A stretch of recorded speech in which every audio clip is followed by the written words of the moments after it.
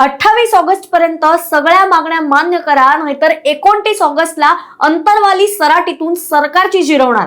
मनोज जरांगे पाटील पुन्हा एकदा आंदोलनाच्या तयारीत आहेत. पण एक मिनिट, जरांगे पुन्हा आंदोलनाला का बसतायत?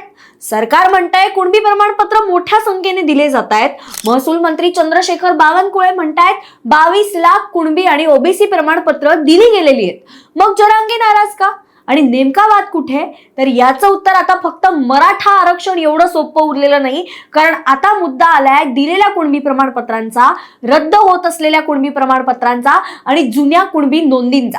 मग नेमकं जरांगेंचं म्हणणं काय आहे ते सगळं तुम्हाला आता मी सांगते. पण सुरू करण्याआधी आमच्या चॅनलला नवीन आला असाल तर सबस्क्राईब करा आणि माझा व्हिडिओ आवडला तर लाईक, शेअर, कमेंट करायला विसरू नका. सुरुवात करूया सगळ्यात महत्त्वाच्या मुद्द्यापासून. जरांगे पाटील यांची सध्याची मुख्य मागणी नेमकी काय आहे? तर त्यांची भूमिका अशी आहे की ज्या मराठा कुटुंबियांच्या पूर्वजांच्या नोंदी कुणबी म्हणून सापडल्या आहेत त्यांना कुणबी प्रमाणपत्र देण्यात यावं आणि त्या प्रमाणपत्रावर ओबीसी आरक्षणाचा लाभ त्यांना मिळावा. आता त्यासोबतच हैदराबाद गेझेट, सातारा गेझेट आणि सगळे सोयरे अंमलबजावणीची मुद्दे सुद्धा त्यांनी मागण्यांमध्ये पुढे केलेत. पण सध्या जरांगेंच्या आक्रमक भूमिकेचा ताजा मुद्दा कोणता माहिती? तर कुणबी प्रमाणपत्र रद्द करण्याची कारवाई.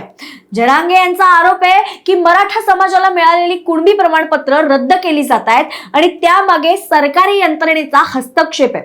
विशेषतः महसूल मंत्री चंद्रशेखर बावनकुळे यांच्यावरती त्यांनी थेट आरोप केले होते. आता इथे सरकारची बाजूही समजून घेऊया. बावनकुळे यांचं म्हणणं काय आहे? तर त्यांनी सांगितलं की महसूल विभागाने आतापर्यंत तब्बल 22 लाख कुणबी ओबीसी जात प्रमाणपत्र ऑलरेडी दिलेली आहेत. म्हणजे सरकारचा सवाल असा आहे की एवढ्या मोठ्या प्रमाणात जर प्रमाणपत्र दिली जात आहेत तर सरकार मराठ्यांना कुणबी प्रमाणपत्र देत नाहीत असा आरोप कसा करू शकता? आणि त्याहून महत्वाचं म्हणजे बीड मधील कुणबी प्रमाणपत्र प्रकरणात बावनकुळेंच्या सांगण्यावरनं प्रमाणपत्र रद्द केल्याचा आरोप झाला होता. आता इथेच येतो रेखा आंबुरे प्रकरण. 5 ऑगस्टला बातमी आली की बीडच्या माजलगावच्या नगरसेविका रेखा आंबुरे यांचं कुणबी प्रमाणपत्र रद्द करण्यात आलं. त्यानंतर बनावट नोंदींचा आधार घेत प्रमाणपत्र मिळाल्याचा आरोप होता. या प्रकरणाचा आधार घेत जरांगे पाटील यांनी सरकारवरती जोरदार निशाणा साधला. पण काही दिवसांनी बीड प्रशासनाने सांगितलं रेखा आंबुरे यांचं प्रमाणपत्र रद्द केल्याचा अधिकृत आदेश आमच्याकडे आलेला नाही. म्हणजेच काय, एका बाजूला प्रमाणपत्र रद्द झाल्याच्या बातम्या तर दुसऱ्या बाजूला प्रशासनाचं स्पष्टीकरण. आणि याचमुळे या संपूर्ण प्रकरणाची कुणबी प्रमाणपत्राच्या प्रक्रियेवरती प्रश्नचिन्ह निर्माण झालं. सरकारने मे महिन्यात दिलेल्या माहितीनुसार निवृत्त न्यायमूर्ती संदीप शिंदे समितींच्या प्रक्रियेनंतर 12,76,453 मराठा समाजातील व्यक्तींना कुणबी प्रमाणपत्र देण्यात आली होती. त्यापैकी मराठवाड्यातील संख्या होती सुमारे 2,94,000. त्यानंतर जून अखेरच्या मराठवाड्याच्या आकडेवारीनुसार 3,04,641 अर्जांपैकी 3,04,051 अर्जांना कुणबी प्रमाणपत्र देण्यात आल्याचं समोर आलं. म्हणजे सरकारच्या आकडेवारीत प्रमाणपत्रांचं मोठ्या प्रमाणावर वाटप झाल्याचं दिसतंय. पण जरांगेंचा सवाल वेगळा आहे. नोंदी 58 लाख आहेत, मग त्या प्रमाणात प्रमाणपत्र का वाटली जात नाहीयेत? आणि याच ठिकाणी सरकार आणि जरांगे यांच्या आकडेवारीतला अर्धात्मक फरक आपल्याला दिसून येतो. मग आता प्रश्न अगदी सरळ आहे. सरकारने एवढी प्रमाणपत्र दिलेली असताना आणि देतही असताना जरांगे पुन्हा उपोषणाला का बसतायत? कारण त्यांच्या म्हणण्यानुसार प्रश्न आता फक्त नवीन प्रमाणपत्र देण्याचं राहिलेलं नाही. दिलेली प्रमाणपत्र सुरक्षित राहणार का? ज्यांच्या नोंदी सापडल्या आहेत त्यांना प्रमाणपत्र मिळणार का?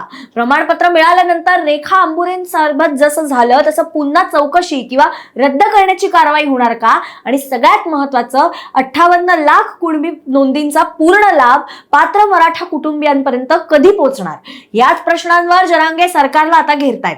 आणि म्हणून त्यांनी आता तारीख जाहीर केली आहे 29 ऑगस्ट, अंतरवाली सराटीत आंदोलन. त्याआधी सरकारला डेडलाईन सुद्धा आहेच 28 ऑगस्ट पर्यंत मागण्या पूर्ण करण्याची.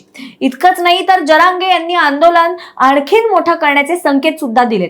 म्हणजेच मुंबईच्या दिशेने जाण्याची शक्यता सुद्धा त्यांनी व्यक्त केली होती. यावर मुख्यमंत्री देवेंद्र फडणवीस यांनी बावनकुळेंचा बचाव करत कुणबी प्रमाणपत्र रद्द करण्याचा कोणताही निर्णय बावनकुळेंनी घेतलेला नाही अशी भूमिका घेतली.